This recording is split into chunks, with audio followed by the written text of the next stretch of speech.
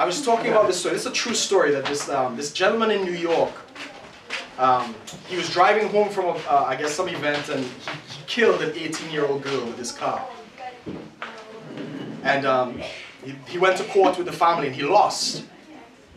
And originally they were going to settle for about $1.8 million, and you know, it was rough.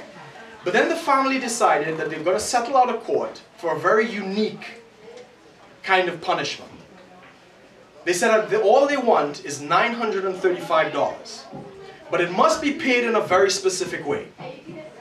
Every Friday on the day that she died, he will write a check for $1 in her name and give it to the family for 18 years. For every year that she was alive. Now at first he thought, well, he's got enough. From 1.8 million down to 935, that's, oh, thank you so much. He thought he got off. And he started to write the checks.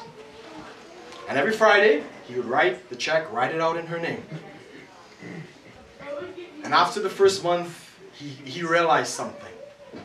That every Friday when he did that, he was reminded that he'd killed that girl. He was reminded that he was guilty. And he was reminded he deserved punishment.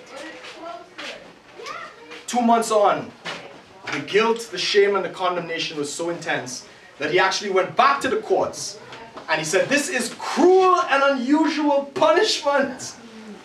I'm willing to pay all the checks at once plus 2 more years if we just make this thing stop."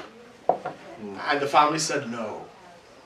You will do as we've instructed, and we're willing to go to court as often as we need to make sure you do this."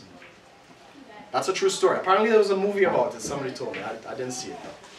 I asked the question, what kind of relationship would that man ever have with the family of that girl? None. None. Would he ever get close to them? Would he ever want to be around them? No. The more that guilt stewed in people, the further they were. And that's why God made sure that not only did we know we were completely forgiven, not only did he know that we were completely justified, that we stand innocent and we can come boldly to his presence, because he knew if guilt got in the way, we'd never really want to come to him. In fact, in the book of Hebrews is an amazing book, guys. It talked about Israel had a remembrance of sin every year. When they would take the lamb and they would confess and they would do the sacrifice. And that's why it describes it that, you know, Israel knew God's ways. Moses knew God, but Israel knew God's ways. They never wanted to come to him. So God made sure in the new covenant that was never an issue. That even in our worst, because of the blood, we can come to him and receive mercy, grace, and strength.